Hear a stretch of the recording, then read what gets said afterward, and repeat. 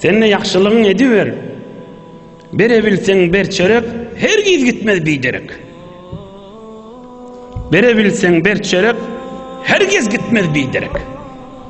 Kadimden qarı Türkmenin aytyan radi. Berip bilsen yaxşılığın et, hiç boş gidip vermer.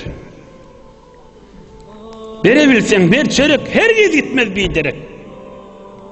Ol kıyınçılıktaki yağdaylar, bilmenşik bolmalı yağdaylar. Mekam bilenşik bolmalı yağday. Özün menen Allah Zülcelal'ın arasında. İnsaniyetin keramatından çürümde olsa.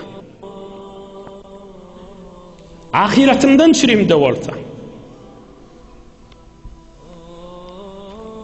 Kadimden aydıptırlar. Nebi Ekrem Aleyhissalatu vesselam'ın sözüdür ya ulamaların sözüdür. Doğan merip bilsen cennet doğanı verilir deyiptir. Egin maşı verip bilsen cennet egin maşı verip bilir. Cennet egin maşı sana padaş verilir deyiptir. Ya mesela bir benden öyüne kıyınçılık düşüptür. Kaytadan cahin becermesi buna ulu kaygı. Ulu ağır yük. Türkmenin de bir tabiatı var. Bir yerik yaxşılık yetirenne gözü bilen görse ya eli bilen berenne yürek cayırrak bolya öz şoňa hoş bolya. Men sesimi eşitýän her yerlerde merde oglanlar.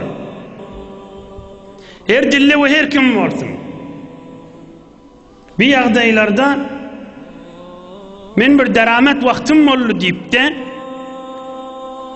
o aralarda ya yeni bir aydan ya 2 aydan ya şu 2 heftelerde deramet vaktim oldu deyip de onun pul çıkarmak yadına düşmek o namartlıktır.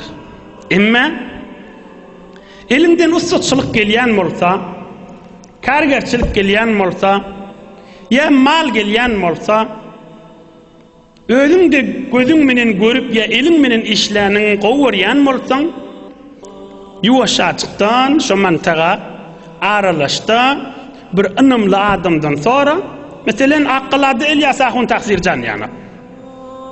Taksircan öz bilýäriniň mamy diýip men öýüne kömekleşjekdi. Mübarek Ramazan aýdan önce koy jaýlaşsın. Bir gün bir pilin oklaş, bir hefte ol jaýy girýänçädir on halyna görä bol. Öz zindigiň aýlayan bolsaň da hamany ustaçylyk ya kärgerçilik ya her zat bilen. Nihayet jaý bolanyň etege diýen ýarsy el haýryň o ýarsy öz çörüň hamanada. Hudaýyň ýanyna hiç boş gitmedi we gaýrat etmeli wagtda.